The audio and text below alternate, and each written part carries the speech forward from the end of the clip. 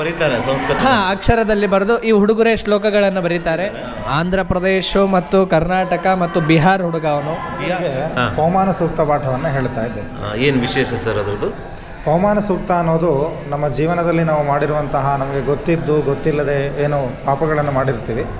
ಈ ಪವಮಾನ ಸೂಕ್ತವನ್ನು ಕೆಲವರು ಏನು ಮಾಡ್ತಾರೆ, ಹೊರಗಡೆ 10th ಮುಗಿಸ್ಕೊಂಡು ಇಲ್ಲಿ ಬಂದು ಅವಾಗ ಕಕ್ಷೆಯಿಂದ ಸ್ಟಾರ್ಟ್ ಮೊದಲನೇ ಕಕ್ಷೆಯಿಂದ ಶುರು ಮಾಡಿರ್ತಾರೆ. 11ನೇ ವಯಸ್ಸಿಗೆ ಬಂದಿದ್ದಿಲ್ಲಿ. 11ನೇ ವಯಸ್ಸು ಮೊದಲನೇ ಕಕ್ಷೆಗೆ. ಮೊದಲನೇ ಕಕ್ಷೆ. ಇದು ಕಣಾದ ಶಾಸ್ತ್ರ. ಕಣಾದ ಶಾಸ್ತ್ರ ಅಂದರೆ ತರ್ಕಶಾಸ್ತ್ರ. ಇದು ಎಲ್ಲ ಶಾಸ್ತ್ರಗಳಿಗೂ ಕೂಡ ಆಧಾರಭೂತವಾದದ್ದು. ಆದ್ದರಿಂದ ಇದು ಪ್ರಾರಂಭದಲ್ಲಿ ನಾವು ಅವರಿಗೆ ಎಷ್ಟು ಚಂದ ತಲೆಯಲ್ಲಿ ತುಂಬಿಸ್ತೇವೋ ಮುಂದೆ ಅವರಿಗೆ ಶಾಸ್ತ್ರಗ್ರಂಥಗಳು ಅಷ್ಟು ಚಂದ ಅರ್ಥ ಆಗತ್ತೆ. ಇಲ್ಲ ಅಂದರೆ ಬಹಳ ಕಠಿಣ. ಕಕ್ಷೆಯಲ್ಲಿ ಒಂದೊಂದು ವೇದಗಳನ್ನ ಹೇಳ್ತಾ ಹೋಗೋದಿಲ್ಲ ನೀವು? ಹಾಗಿಲ್ಲ, ಹಾಗೇನಿಲ್ಲ. ಎಲ್ಲ ಕಕ್ಷೆಗಳಲ್ಲಿ ಎಲ್ಲ ವೇದಗಳನ್ನು ಹೇಳ್ತಾರೆ. ಈಗ ಎಲ್ಲಿ ಹೋಗೋದು ಗುರುಗಳೇ? ಈಗ 3ನೇ ಕ್ಲಾಸ್, ತೃತೀಯ ಕಕ್ಷೆ ಅಂತ ಕರಿತೇವೆ. ಈ ತೃತೀಯ ಕಕ್ಷೆಯಲ್ಲಿ ನಮ್ಮ ಮತಸ್ಥಾಪನಾಚಾರ್ಯರಾದಂತಹ ಶ್ರೀಮದ್ ಮಧ್ವಾಚಾರ್ಯರ ಚರಿತ್ರೆಯನ್ನ ಇವರು ಓದ್ತಾ ಹೋಗ್ತಾರೆ. ಸುಮಧ್ವಿಜಯ ಅಂತ ನಾವು ಅದನ್ನ ಕರಿತೇವೆ. ನಾರಾಯಣ ಬೇರೆ ಇಂಗ್ಲಿಷು, ಮ್ಯಾಥಮೆಟಿಕ್ಸ್, ಇಂಗ್ಲಿಷ್ ವ್ಯಾಕರಣದಲ್ಲಿ ಲಘು ಸಿದ್ಧಾಂತ ಕೌಮುದಿ ಅಂತ ಒಂದು ಗ್ರಂಥ. ಆ ಗ್ರಂಥವನ್ನು ಓದ್ತಾ ಇದ್ದಾರೆ. ನಿಮಗೆ ಮ್ಯಾಥಮೆಟಿಕ್ಸ್ ಯಾವ ರೀತಿಯಾದಂತಹ ಜ್ಞಾನ ಉಂಟು ಮಾಡ್ತದಲ್ಲ ಹೊರಗಡೆ, ಆ ತರ್ಕ ಅನ್ನೋದು ಆ ಜ್ಞಾನ ಉಂಟು ಮಾಡ್ತದೆ. ತಾರ್ಕಿಕ ಚಿಂತನೆ. ಆತ್ಮೀಯ ವೀಕ್ಷಕರೇ, ನಾನೀಗ ಮಂತ್ರಾಲಯದಲ್ಲಿದ್ದೇನೆ. ಈ ಮಂತ್ರಾಲಯದಲ್ಲಿ ಸುಮಾರು ಕೆಲವೇ ದಿನಗಳಲ್ಲಿ 100 ವರ್ಷಗಳನ್ನು ಪೂರೈಸಲಿರುವಂತಹ ಒಂದು ಅತ್ಯಂತ ಹಳೆಯದಾದಂತಹ ಒಂದು ಸಂಸ್ಕೃತ ವಿದ್ಯಾಪೀಠವಿದೆ. ಈ ವಿದ್ಯಾಪೀಠದ ಹೆಸರು ಶ್ರೀ ಗುರು ಸಾರ್ವಭೌಮ ಸಂಸ್ಕೃತ ವಿದ್ಯಾಪೀಠ ಅಂದ್ಕೊಂಡು ನೋಡಿ, ಇದೆ ಆ ಸಂಸ್ಕೃತ ವಿದ್ಯಾಪೀಠ. ಈ ಸಂಸ್ಕೃತ ವಿದ್ಯಾಪೀಠ ಯಾವಾಗ ಪ್ರಾರಂಭ ಆಯಿತು, ಯಾರು ಇದನ್ನು ಪ್ರಾರಂಭ ಮಾಡಿದರು, ಹಾಗೆ ಇದರ ಸಂಪೂರ್ಣ ಇತಿಹಾಸ, ಅದೇ ರೀತಿ ಈ ಸಂಸ್ಕೃತ ವಿದ್ಯಾಪೀಠದಲ್ಲಿ ಈಗ ವಿದ್ಯಾರ್ಥಿಗಳು ಯಾವ ರೀತಿ ವಿದ್ಯಾರ್ಜನೆಯನ್ನು ಮಾಡ್ತಾ ಇದ್ದಾರೆ ಎಂಬುದರ ಸಂಪೂರ್ಣ ಮಾಹಿತಿಯನ್ನು ಈ ವಿಡಿಯೋದಲ್ಲಿ ನಾವೀಗ ತಿಳಿಯೋಣ. ಶ್ರೀ ಗುರುಭ್ಯೋ ನಮಃ. ಹರಿ ಓಂ. ಇಂದು ನೀವು ಗುರುಸಾರ್ವಭೌಮ ಸಂಸ್ಕೃತ ವಿದ್ಯಾಪೀಠದಲ್ಲಿ ಆಗಮಿಸಿದ್ದೀರಾ. ನಾನು ಗುರುಸಾರ್ವಭೌಮ ಸಂಸ್ಕೃತ ವಿದ್ಯಾಪೀಠದ ಸುಧಾ ವಿದ್ಯಾರ್ಥಿ ಪಾಂಡುರಂಗ ಎಂಬುವಂತಹ ವಿದ್ಯಾರ್ಥಿ ಮಾತಾಡ್ತಾ ಇದ್ದೇನೆ. ನಾವು ಪರಮ ಪೂಜ್ಯ ಶ್ರೀ ಸುಬುಧೇಂದ್ರ ತೀರ್ಥ ಶ್ರೀಪಾದಂಗಳವರ ಹತ್ರ ಸುಧಾಧ್ಯಯನವನ್ನು ಮಾಡ್ತಾ ಇದ್ದೇನೆ.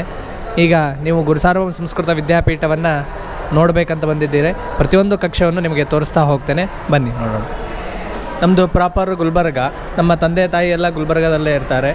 ನಾನು 11ನೇ ವರ್ಷಕ್ಕೆ ವಿದ್ಯಾಪೀಠಕ್ಕೆ ಸೇರಿದೆ. 11ನೇ ವರ್ಷದಿಂದ ನನ್ನ ರಾಯರೇ ಸಂರಕ್ಷಣೆ ಮಾಡ್ತಾ ಇದ್ದಾರೆ. ಸಣ್ಣ ಹುಡುಗನಾದಿದ್ದಂದು ಸಣ್ಣ ಮಕ್ಕಳಿಗೆ ಹೇಗೆ ನಮಗೆ ಮನೆಯಲ್ಲಿ ನಮ್ಮನ್ನು ಟ್ರೀಟ್ ಮಾಡ್ತಾರೋ ಅದೇ ರೀತಿಯಾಗಿ ಗುರುಕುಲದಲ್ಲೂ ನಮ್ಮನ್ನು ಅದೇ ರೀತಿಯಾಗಿ ಟ್ರೀಟ್ ಮಾಡ್ತಾ ಇದ್ದಾರೆ. ಮನೆ ನೆನಪಾಗ್ತದ? ಮನೆ ನೆನಪಾಗ್ಲಿಕ್ಕೆ ಬಿಡೋದೇ ಇಲ್ಲ ಗುರುಗಳು, ಅಷ್ಟು ಚೆನ್ನಾಗಿ ನಮ್ಮನ್ನು ನೋಡ್ಕೋತಾ ಇದ್ದಾರೆ. ಇದು ನೋಡಿ, ಒಂದೊಂದೇ ವರ್ಗವನ್ನು, ಕ್ಲಾಸನ್ನು ಇವರು ತೋರಿಸ್ತಾ ಇದ್ದಾರೆ. ಸೊ ಯಾವ ರೀತಿ ಇಲ್ಲಿ ಸಂಸ್ಕೃತ ವಿದ್ಯಾಪೀಠದಲ್ಲಿ ಯಾವ ರೀತಿ ತರಗತಿಗಳು ನಡೀತಾ ಇದೆ ಎಂಬುದನ್ನು ನೋಡೋಣ. ನಾವು ವರ್ಗ ಅಂತ ಕರಿತೇವೆ, ಕಕ್ಷೆ ಅಂತ ಕರಿತೇವೆ. ಕಕ್ಷೆ ಅಂತ ಕರಿತೇವೆ. ಇದು ಸೋಪಾನ ಕಕ್ಷೆ ಅಂತ ಕರಿತೇವೆ. ಸೋಪಾನ ಕಕ್ಷೆ ಅಂತಂದ್ರೆ ಮೊದಲಿಗೆ ವಿದ್ಯಾರ್ಥಿಗಳಿಗೆ ಅಕ್ಷರವನ್ನು ಹೇಳ್ಕೊಡುವಂತಹ ಕಕ್ಷೆ ಇದು. ಅಕ್ಷರವನ್ನು ಸಂಸ್ಕೃತ ಅಕ್ಷರವನ್ನು ಹೇಳ್ಕೊಡುವಂತಹ ಕಕ್ಷೆ.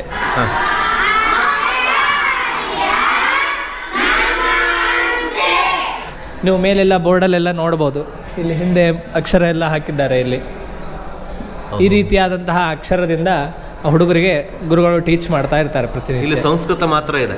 ಸಂಸ್ಕೃತ ಮಾತ್ರ.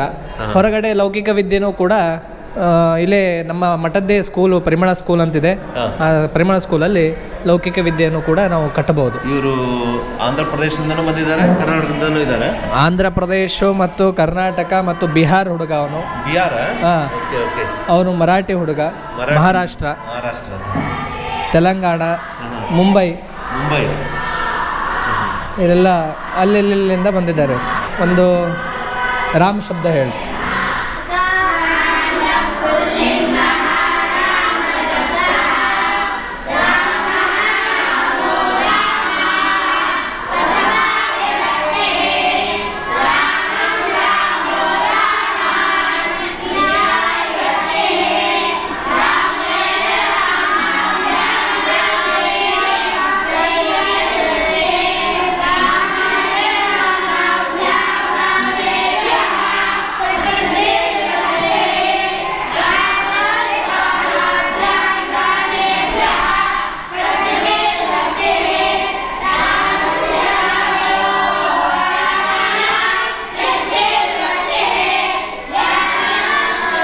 ಇದು ಸೋಪಾನ ಕಕ್ಷೆ ಅಂತ ಕರಿತೇವೆ ನಾವು. ಸೋಪಾನ ಸೊ ಅಕ್ಷರಾಭ್ಯಾಸ ಅಂತಲೂ ಕರೀತಾರೆ ಇಲ್ಲಿ. ಇಲ್ಲಿಂದ LKG ಅಂತ ಹೇಳ್ಬೋದು ಇದನ್ನು. ಹಾಂ, LKG ಹುಡುಗರಿಗೆ ಮೊದಲಿಗೆ ಏನೇನು ಬೇಕು, ಈ ನಮ್ಮ ಸಂಸ್ಕೃತ ಓದಲಿಕ್ಕೆ ಏನೇನು ಶಿಸ್ತು ಬೇಕು ಆ ಶಿಸ್ತನ್ನು ಮತ್ತು ಆ ಅಕ್ಷರಗಳನ್ನು ಅದನ್ನು ಹೇಗೆ ಓದಬೇಕು, ಯಾವ ರೀತಿಯಾಗಿ ಓದಬೇಕು ಅನ್ನೋದನ್ನು ಕಲಿಯೋದು ಇಲ್ಲೇ ನಾವು.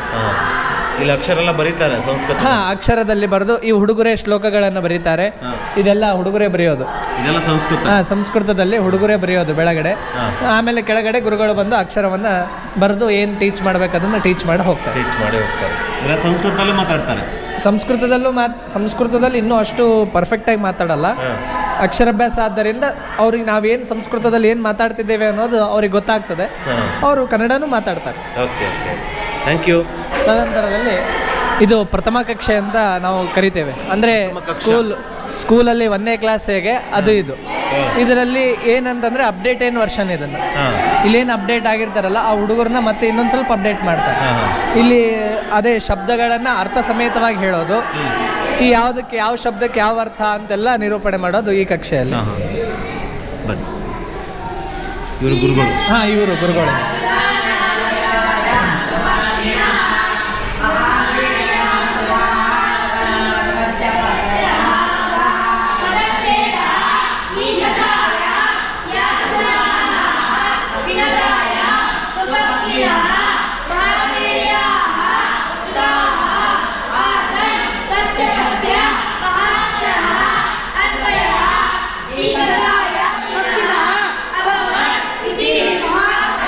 ಬೆಳಗ್ಗೆ ಎಷ್ಟು ಗಂಟೆಯಿಂದ ಪ್ರಾರಂಭ ಆಗಿರ್ತದೆ ಕ್ಲಾಸ್? ಬೆಳಗ್ಗೆ 9 ಗಂಟೆಯಿಂದ ಪ್ರಾರಂಭ ಕ್ಲಾಸು. ಮಧ್ಯಾಹ್ನ 12 ಗಂಟೆಗೆ ಮುಗಿಯುತ್ತೆ. 12 ಗಂಟೆ ಮುಗಿದ ಮೇಲೆ ನಾವು 12 ಗಂಟೆಗೆ ಮಾಧ್ಯಾಹ್ನಿಕ ಸಂಧ್ಯಾವಂದನೆ ಅಂತ ಮಾಡ್ತೇವೆ. ನಮಗೆ ತ್ರಿಕಾಲ ಸಂಧ್ಯಾವಂದನೆ ಹೇಳಿರೋದು ಬ್ರಾಹ್ಮಣರಿಗೆ. ಹಾಗಾಗಿ ನಾವು ಪ್ರಾಥಮಿಕ, ಮಾಧ್ಯಮಿಕ, ಸಾಯಂಕಾಲ ಅಂತ 3 ಹೊತ್ತು ಸಂಧ್ಯಾವಂದನೆ ನಾವು ಮಾಡ್ತೇವೆ. ಇದು ದ್ವಿತೀಯ ಕಕ್ಷೆ. ಇದು ದ್ವಿತೀಯ ಕಕ್ಷೆ.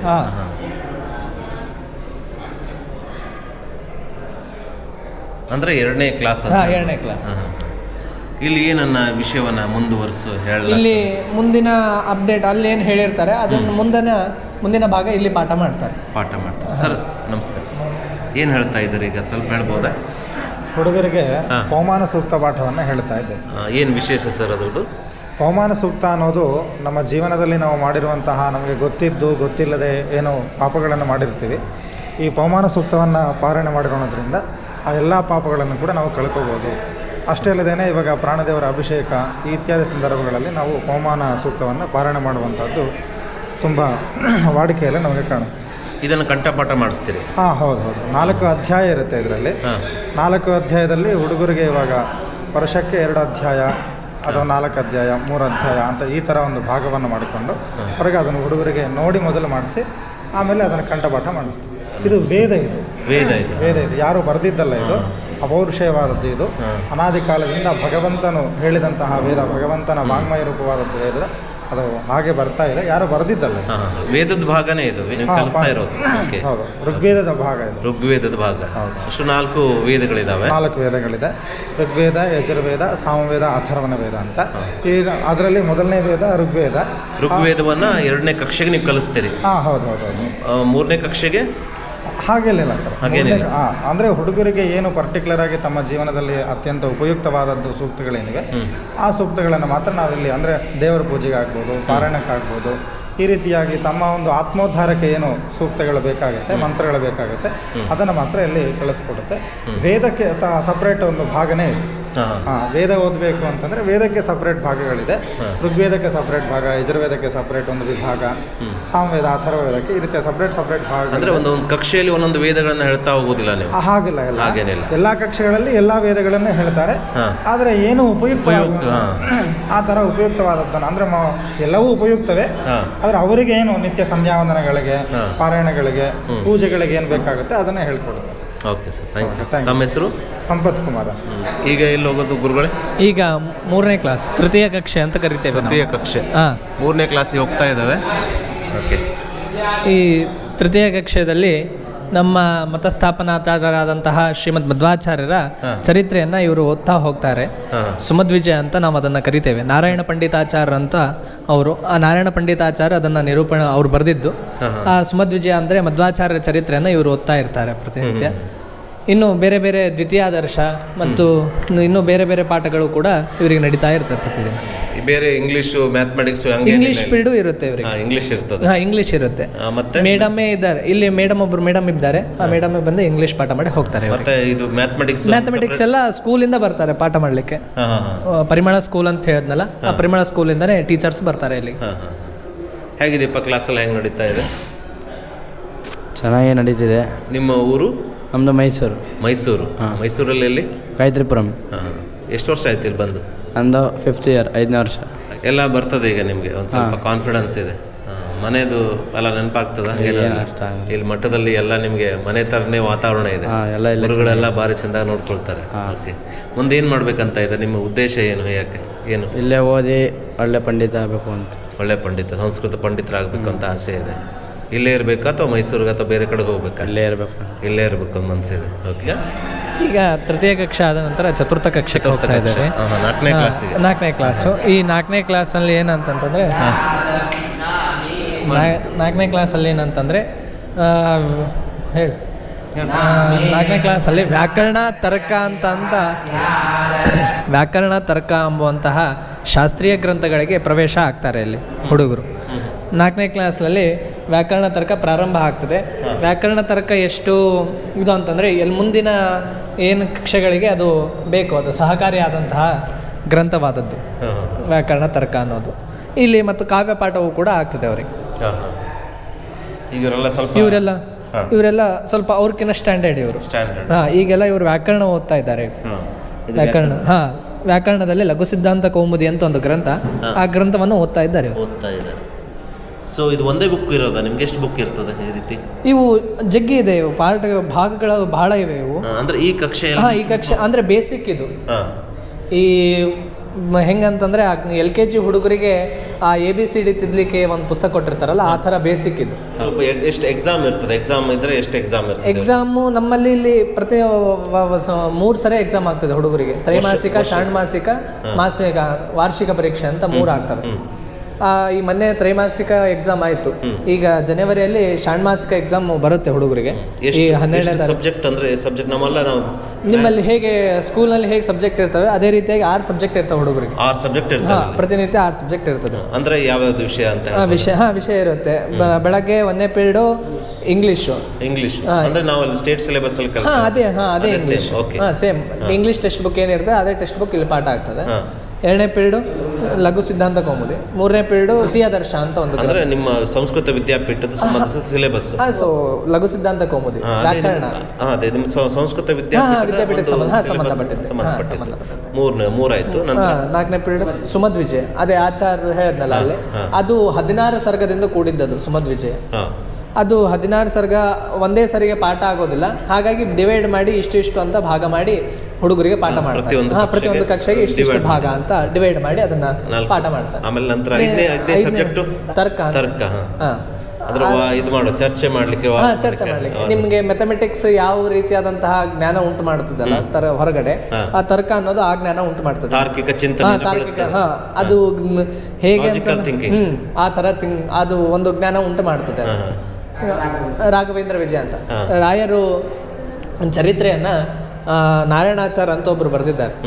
ಆ ಬರೆದಿರುವಂತಹ ರಾಘವೇಂದ್ರ ವಿಜಯನ್ನ ರಾಯರು ತಾವೇ ಸಂಶೋಧನೆ ಮಾಡಿ, ಅಂದರೆ ಅವರೇ ಒಂದು ಬಾರಿ ಪರಿಶೀಲನೆ ಮಾಡಿದ್ದು ಆ ಗ್ರಂಥವನ್ನು ಇಲ್ಲಿ ಹುಡುಗರು ಪಾಠಕ್ರಮದಲ್ಲಿ ಇಟ್ಕೊಂಡಿದ್ದಾರೆ.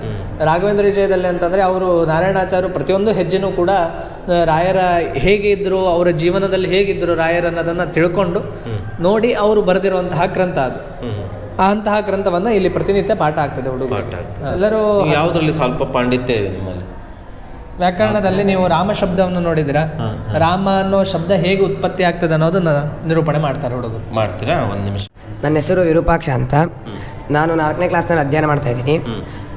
ರಾಮ ಶಬ್ದದ ರೂಪ ನಿಷ್ಪತ್ತಿ ಏನೆಂದರೆ, ರಾಮ ಎಂಬಂತಹ ಪ್ರಾತಿಪದಿಕಕ್ಕೆ ಪ್ರಥಮ ವಿಭಕ್ತಿ ಏಕವಚನ ವಿವಕ್ಷೆಯಲ್ಲಿ ಸ್ವಜಸ್ ಅಮೌಟ್ ಇತ್ಯಾದಿ ಅಂದರೆ ಈ ಪ್ರತ್ಯಯಗಳಿದ್ದಾವೆ. ಸು, ಔ, ಜಸ್, ಅಮೌಟ್ ಈ ರೀತಿಯಾದಂಥ 21 ಪ್ರತ್ಯಯಗಳಿದ್ದಾವೆ. ಈ ಪ್ರತ್ಯಯಗಳಲ್ಲಿ ಒಂದೊಂದು ವಿಭಕ್ತಿಗೆ 3 ಆಗಿ ಪ್ರತ್ಯಯಗಳು. ಅವುಗಳಲ್ಲಿ ಪ್ರಥಮ ವಿಭಕ್ತಿ ಏಕವಚನದ ಪ್ರತ್ಯಯ ಅಂದರೆ ಸುಪ್ರತ್ಯಯ. ಈ ಸುಪ್ರತ್ಯಯನ್ನು ಮಾಡಿದಾಗ ರಾಮ ಪ್ಲಸ್ ಸು ಎಂದಿರಲು ಸಕಾರಕ್ಕೆ ಋತ್ವಸ್ವರವನ್ನು ಮಾಡಿದಾಗ ರಾಮಃ ಎಂಬುದಾಗಿ ರೂಪವು ನಿಷ್ಪನ್ನವಾಗಿದೆ. ಈ 4ನೇ ಕಕ್ಷೆಗೆ ಬರಬೇಕಾದ್ರೆ ನಮ್ಮಲ್ಲಿ ಸಾಮಾನ್ಯವಾಗಿ ಸ್ಟೇಟ್ ಆಗಲಿ ಸಿಲೆಬಸ್ CBSE ಆಗಲಿ ಸಾಮಾನ್ಯವಾಗಿ 9 ವರ್ಷಗಳಾಗಿರ್ತವೆ. ಇವ್ರಿಗೆ ಸ್ವಲ್ಪ ಜಾಸ್ತಿ ವರ್ಷ ಆದಂಗೆ ಅನ್ಸದೆ. ಅಂದ್ರೆ ಯಾವ ವರ್ಷಕ್ಕೆ ಅಂದ್ರೆ ಇಲ್ಲಿ ಗುರುಕುಲದಲ್ಲಿ ಏನಂತಂದ್ರೆ 6-7 ವರ್ಷದಿಂದ ಹುಡುಗರು ಬರ್ತಾ ಇರ್ತಾರೆ, ವಯಸ್ಸಿನ ಹುಡುಗರು ಅಥವಾ 8 ವರ್ಷದ ಹುಡುಗರು ಅಥವಾ ಒಬ್ಬೊಬ್ರು ಕೆಲವರು ಏನ್ ಮಾಡ್ತಾರೆ ಹೊರಗಡೆ 10th ಮುಗಿಸ್ಕೊಂಡು ಇಲ್ಲಿ ಬಂದು ಅವಾಗ ಕಕ್ಷೆಯಿಂದ ಸ್ಟಾರ್ಟ್ ಮೊದಲನೇ ಕಕ್ಷೆಯಿಂದ ಶುರು ಮಾಡಿರ್ತಾರೆ. ಇಲ್ಲಿ ವಯಸ್ಸಿನ ಮಿತಿ ಅನ್ನೋದು ಇಲ್ಲ. ಅದೇನ ಅವರು ಚೆನ್ನಾಗಿ ಮಾಡ್ತಾ ಇದ್ರೆ ನಡ್ಸ್ಕೊಂಡು ಹೋಗ್ತಾರೆ. ಈಗೇನು ಇವನು ರಾಮಶಬ್ದ ನಿರೂಪಣೆ ಮಾಡ್ದ, ಅದು ಸಂಕ್ಷಿಪ್ತ ನಿರೂಪಣೆ. ಅದನ್ನ ಹೇಳ್ತಾ ಕೂತ್ರೆ ಒಂದು 15ರಿಂದ 20 ನಿಮಿಷ ಆಗ್ತದೆ. ಹೌದಾ? ನೋಡಿ, ಇಲ್ಲೇನು ವಯಸ್ಸಿನ ಮಿತಿ ಇಲ್ಲ, ಯಾವ ವಯಸ್ಸಿನ ಆದ್ರೂ ಬರ್ಬೋದು. ಹಾಗೆ ನಮ್ಮ ಸ್ಕೂಲ್ಗಳಲ್ಲಿ ಔಪಚಾರಿಕ ಶಿಕ್ಷಣದಲ್ಲಿದ್ದ ಹಾಗೇನಿಲ್ಲ. ಯಾವ ವಯಸ್ಸಿನವ್ರು ಬೇಕಾದ್ರೆ ಇಲ್ಲಿ ಬಂದ್ಕೊಂಡು 1ನೇ ಕಕ್ಷೆನ ಸೇರಿ ಅಧ್ಯಯನವನ್ನ ಮುಂದುವರಿಸಬಹುದು. ಹಾಗಾಗಿ 4ನೇ ಕಕ್ಷೆ ಆದ್ರೂ ಹುಡುಗರಿಗೆ ನೋಡಿ ಸ್ವಲ್ಪ ವಯಸ್ಸು ಜಾಸ್ತಿ ಆದಂಗೆ ಕಾಣಿಸ್ತಾ ಇದೆ. ಯಾಕಂದ್ರೆ ಇವ್ರು 8ನೇ ವಯಸ್ಸಿಂದ 1ನೇ ಕಕ್ಷೆಗೆ ಅಡ್ಮಿಷನ್ ಮಾಡ್ಕೊಂಡಿರ್ತಾರೆ. ಸಾಮಾನ್ಯವಾಗಿ ಕೆಲವರು 5ನೇ ವರ್ಷಕ್ಕೂ 6ನೇ ವರ್ಷಕ್ಕೂ ಮಾಡ್ಕೊಂಡಿರ್ತಾರೆ. ಹೀಗೆ ಬೇರೆ ಬೇರೆ ವಯಸ್ಸಿನವ್ರು ಇಲ್ಲಿ ಕಾಣ್ಬೋದು ನಾವು. ಹೌದು, ನಾವು 11ನೇ ವಯಸ್ಸಿಗೆ ಬಂದಿದ್ದಿಲ್ಲಿ. 11ನೇ ವಯಸ್ಸಿಗೆ 1ನೇ ಕಕ್ಷೆಗೆ. 11ನೇ ವಯಸ್ಸಿಗೆ 1ನೇ ತರಗತಿಯನ್ನ ಅಕ್ಷರಾಭ್ಯಾಸ ತರಗತಿಯನ್ನು ನಾನು ಸೇರಿದ್ದು. ಕ್ಲಾಸ್ ಇದೆ. ಇದು ಪಂಚಮ ಕಕ್ಷೆ ಅಂತ ಇದೆ. 5ನೇ ಕ್ಲಾಸ್. 5ನೇ ಕ್ಲಾಸ್ ಗುರುಗಳು ಪಾಠ ಮಾಡ್ತಾ ಇದ್ದಾರೆ. ಹೌದು. ಇಲ್ಲೇನಂತಂದ್ರೆ ಅಲ್ಲಿ ಏನು ಒಂದಿಷ್ಟು ವಿಷಯವನ್ನು ಹೇಳಿರ್ತಾರೆ, ಆ ವಿಷಯ ಮತ್ತೆ ಇನ್ನೂ ದೀರ್ಘವಾಗಿ ಹೇಳ್ತಾರೆ. ಹೆಚ್ಚಿನದಾಗಿ ಈಗ ವ್ಯಾಕರಣ ತರ್ಕ ವಿಷಯವನ್ನ ಏನು ನೋಡಿದ್ವಿ, ಅದರ ಮುಂದಿನ ಭಾಗ ಇಲ್ಲಿ ಪಾಠ ಆಗ್ತದೆ. ಸರ್, ಏನು ಹೇಳ್ತಾ ಇದ್ವಿ? ತರ್ಕ ಸಂಗ್ರಹ ನ್ಯಾಯಬೋಧಿನಿ ಸಹಿತ ಪಾಠ ನಡೀತಾ ಇದೆ. ಇದು ತರ್ಕ ಸಂಗ್ರಹ ಮತ್ತು ನ್ಯಾಯಬೋಧಿನಿ ಅನ್ನೋದು ಎಲ್ಲ ಶಾಸ್ತ್ರೀಯ ಗ್ರಂಥಗಳಿಗೆ ಕಾಣಾದಂ ಪಾಣಿನೀಯಂಚ ಸರ್ವಶಾಸ್ತ್ರೋಪಕಾರಕಂ ಅಂತ. ಇದು ಕಣಾದ ಶಾಸ್ತ್ರ ಅಂದರೆ ತರ್ಕಶಾಸ್ತ್ರ. ಇದು ಎಲ್ಲ ಶಾಸ್ತ್ರಗಳಿಗೂ ಕೂಡ ಆಧಾರಭೂತವಾದದ್ದು. ಆದ್ದರಿಂದ ಇದು ಪ್ರಾರಂಭದಲ್ಲಿ ನಾವು ಅವರಿಗೆ ಎಷ್ಟು ಚಂದ ತಲೆಯಲ್ಲಿ ತುಂಬಿಸ್ತೇವೋ ಮುಂದೆ ಅವರಿಗೆ ಶಾಸ್ತ್ರಗ್ರಂಥಗಳು ಅಷ್ಟು ಚಂದ ಅರ್ಥ ಆಗುತ್ತೆ. ಇಲ್ಲ ಅಂದರೆ ಬಹಳ ಕಠಿಣ. ಆದ್ದರಿಂದ ಅವಶ್ಯವಾಗಿ ತರ್ಕ ಸಂಗ್ರಹವನ್ನು ನಾವು ಪಾಠ ಮಾಡುತ್ತೇವೆ. ಅದು ನ್ಯಾಯಬೋಧಿನಿ ಸಹಿತ ಪ್ರಾರಂಭ ದಶೆಯಲ್ಲಿ ಪಾಠ ಮಾಡುತ್ತೇವೆ. ಇದು ಶಾಸ್ತ್ರ, ನ್ಯಾಯಶಾಸ್ತ್ರಕ್ಕೆ ಸಂಬಂಧಪಟ್ಟದ್ದು. ನ್ಯಾಯಶಾಸ್ತ್ರ ಅನ್ನುವಂಥದ್ದು ಪ್ರಾಚೀನ ನ್ಯಾಯ, ನವೀನ ನ್ಯಾಯ ಅಂತ. ಈ ನ್ಯಾಯಶಾಸ್ತ್ರ ಅಂದರೆ ಲಾಜಿಕ್, ಒಂದು ರೀತಿ ತರ್ಕಶಾಸ್ತ್ರ. ಆ ಶಾಸ್ತ್ರದಲ್ಲಿ ನವೀನ ನ್ಯಾಯ, ಪ್ರಾಚೀನ ನ್ಯಾಯ ಅಂತ ಇದೆ. ನಾವೀಗ ನವೀನ ನ್ಯಾಯವನ್ನು ಪಾಠ ಮಾಡೋದು. ಅಂದರೆ ಈಗ ಈ ಜನರೇಷನ್ಗೆ ತಕ್ಕಂತೆ ನಾವು ಇದನ್ನು ಲೌಕಿಕ ದೃಷ್ಟಾಂತಗಳನ್ನು ಇಟ್ಟುಕೊಂಡು ಈ ಜನರೇಷನ್ಗೆ ಹೇಗೆ ಅರ್ಥ ಆಗಬೇಕೋ ಹಾಗೆ ನಾವು ಪಾಠ ಮಾಡ್ತೇವೆ. ಪ್ರಾಚೀನ ಅಂದರೆ ಹಿಂದಿನ ಕಾಲದಲ್ಲಿ ಯಾವ ಇಲ್ಲ, ಪ್ರಾಚೀನ ನ್ಯಾಯ ಅಂತಂದರೆ ಅದೇ ಆ ಗ್ರಂಥಗಳೇ ಬೇರೆ. ನಾವು ನವೀನ ನ್ಯಾಯ ಅಂತ ಗಂಗೇಶೋಪಾಧ್ಯಾಯನಿಂದ ಈ ಕಡೆ ಬಂದಿರತಕ್ಕಂತಹ ನ್ಯಾಯಶಾಸ್ತ್ರ. ಅದರ ಹಿಂದೆ ಉದಯನಾಚಾರ್ಯರು, ಅವರು ಪ್ರಾಚೀನರು, ಕಣಾದರು, ಗೌತಮ ಋಷಿಗಳು ಅವರು ಮಾಡಿರ್ತಕ್ಕಂಥ ನ್ಯಾಯಶಾಸ್ತ್ರ ಬೇರೆ. ಅದು ನಾವು ಕಣಾದ್ರ ಬಗ್ಗೆ ಓದಿರ್ತೇವೆ ನಾವು ವಿಜ್ಞಾನದಲ್ಲಿ. ಕಣಾದ ಅಂದ್ರೆ ಪರಮಾಣುವಿನ ಬಗ್ಗೆ ಹೇಳಿದ್ರು. ಹೌದು. ಎಲ್ಲ ವಸ್ತುಗಳು ಅತಿ ಸೂಕ್ಷ್ಮ ಕಣಗಳಿಂದ ಆಗಿದೆ, ಅದು ಅಭೇದ್ಯವಾದದ್ದು. ಅದನ್ನ ಬೇರ್ಪಡಿಸಲಿಕ್ಕೆ ಸಾಧ್ಯ ಇಲ್ಲ, ಹೊಡಿಲಿಕ್ಕೆ ಸಾಧ್ಯ ಇಲ್ಲ ಅಂತ ಹೇಳ್ತಾರೆ.